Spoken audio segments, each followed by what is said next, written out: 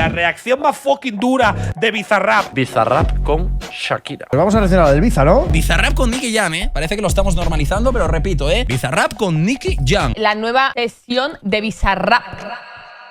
Bizarrap, el productor musical argentino que acumula 50 millones de oyentes mensuales en Spotify y más de 5.500 millones de visitas en YouTube, y que gracias a su sesión 53 con Shakira ha traspasado la frontera que solo unos pocos nacidos de internet llegan a cruzar: salir en la tele. Pero antes de explicar por qué es tan importante que Bizarrap haya salido en un programa que ve tu abuela por las mañanas, voy a contarte cómo nace la figura del productor musical.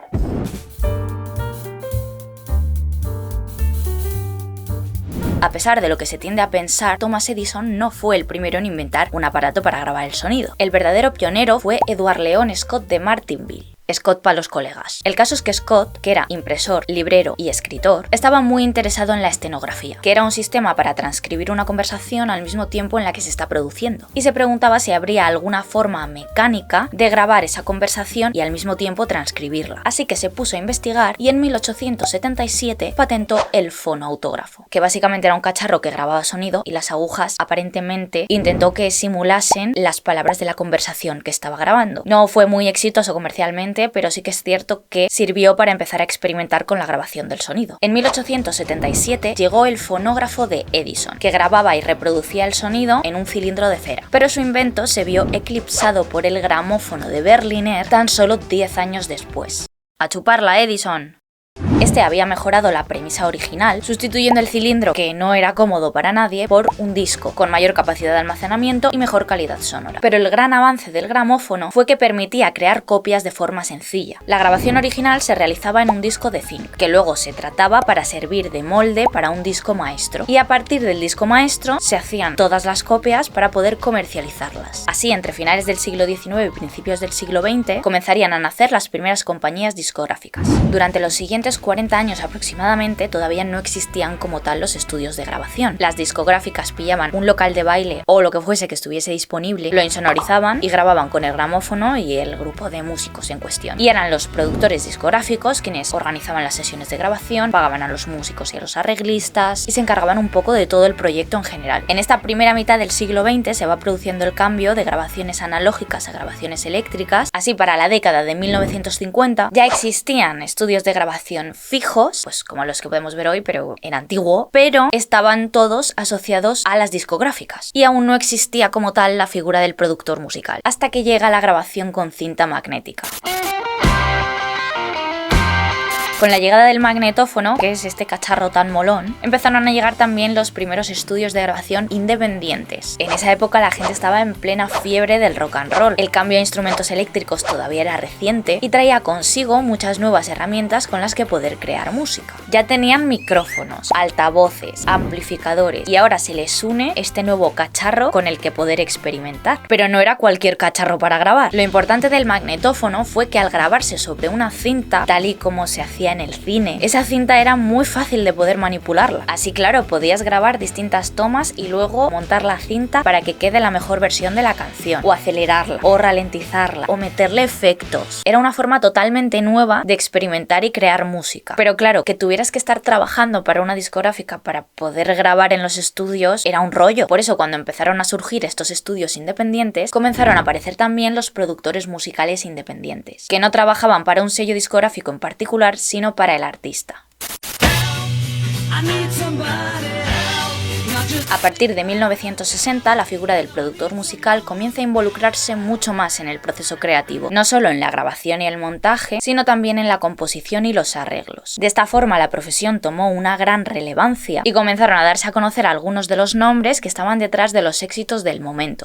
Quincy Jones trabajó en el álbum de Thriller usando el montaje en cada canción como una forma de unir todo el concepto del álbum y contar una historia. George Martin era apodado el quinto Beatle, ya que estuvo a cargo de casi todos los álbumes de los Beatles dándoles ese sonido tan característico. O Trevor Horn, considerado el hombre que inventó el sonido de los 80. Y así fueron surgiendo grandes nombres en la industria experimentando con distintos géneros y sonoridades. Pero la tecnología seguía avanzando y los productores tenían que ir adaptándose a los nuevos sonidos. Durante los 70, la música disco fue la encargada de asentar el sintetizador como una herramienta principal para crear música destinada a bailar. Y a partir de los 80, el uso de sintetizadores era ya mucho más común en todo tipo de estilos. Habían nacido grupos que los usaban como parte de su sonido, así como el EDM con nuevos géneros puramente electrónicos como podrían ser el house o el techno. Todo esto fue posible gracias a la llegada del MIDI y las estaciones de audio digital, es decir, que ya se podía trabajar con sonidos totalmente electrónicos.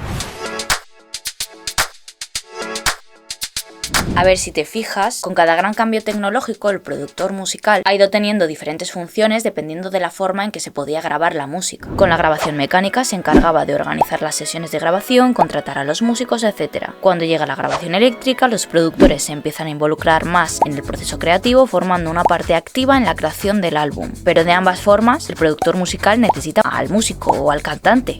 Pero una vez que se pueden conseguir todos los sonidos a través del ordenador, ya no necesitan a un artista externo, porque es el propio productor el que se convierte en el artista, en autor completo de la obra. Bueno, a ver, no es que de repente en los 90 todos los productores musicales dejaran lo que estaban haciendo para ponerse a trabajar con música electrónica. No, como en todos los sectores, cuando se producen avances tecnológicos hay tres formas de enfrentarlos: negarte a usarlos hasta que la tecnología te sobrepase, ayudarte de esas herramientas para seguir creando tus movidas, pero mejor, o experimentar por completo esta nueva tecnología. Este último caso es en el que me voy a centrar. Los dos cambios más importantes que se producen con la llegada de los años 2000 son, en primer lugar, el avance de los ordenadores domésticos. El acceso a ellos era cada vez más fácil, por lo tanto, los software de audio también eran más accesibles. Mucha más gente puede usarlos y crear música sin necesidad de grandes estudios ni grandes aparatos profesionales. Y el segundo es que la música electrónica comienza a ganar muchísima popularidad. No es que antes no la escuchara nadie, porque por ejemplo en los 90 cada país tenía como su propia escena de música electrónica que seguía muchísima gente. Pero hacia 2010 como que hay un estilo que se unifica y se vuelve global. Los productores que pinchan sus propias canciones se vuelven caras conocidas a nivel mundial y ya no son los que están detrás del artista. Pero, de cara al público, ¿cómo se describía a estos productores de música electrónica?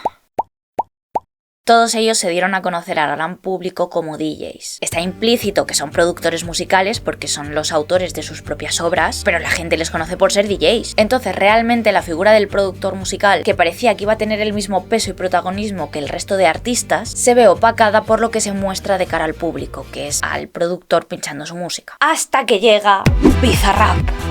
Guay, si has llegado hasta aquí, enhorabuena, porque te habrás metido en el vídeo pensando que iba a hablar de Bizarrap y te has comido tremenda chapa sobre la historia de la grabación del sonido. Pero bueno, ahora sí voy a hablar de Bizarrap. ¡Yes! ¡Yes! ¡Yes! Bizarrap ha conseguido que el productor musical sea por fin reconocido entre el público general. ¿Cómo ha conseguido esto? Para empezar, sus inicios están ligados a la escena musical urbana argentina, concretamente a las batallas de freestyle. Esto le permitió no solo adentrarse a conocer multitud de artistas, sino que le valía para no centrarse en un único género. Pequeño disclaimer: soy plenamente consciente de que estos últimos años algunos productores, como pueden ser Mark Ronson o Alice, han traspasado esa barrera de quedarse en segundo plano y mucha más gente les ha conocido, pero desempeñan, digamos, la parte más tradicional de ser productor musical. Fin del disclaimer. Si algo tiene la música urbana de estos últimos años es que se ha permitido mezclar diferentes géneros, usar referencias de otras décadas y en general muchos de los artistas no han querido encasillarse en un estilo de música y ya. A ver, las batallas de freestyle no tienen como objetivo experimentar musicalmente hablando, porque se centran en el mensaje y en la improvisación, obviamente, pero a lo que me refiero es que Bizarrap empezó desde esa base más pura de rap y fue probando y añadiendo sonidos para crear su propio estilo. Un estilo no tanto asociado a un género de música, sino más a una sonoridad y una estética en particular. Esto es algo evidente porque cada vez que anuncia una nueva sesión, nunca sabes con qué te vas a encontrar, porque hasta ahora ha estado jugando con el trap, el rap, el funky, el pop, el reggaetón más puro, estructuras simples y pegadizas, estructuras más complejas o más diferentes.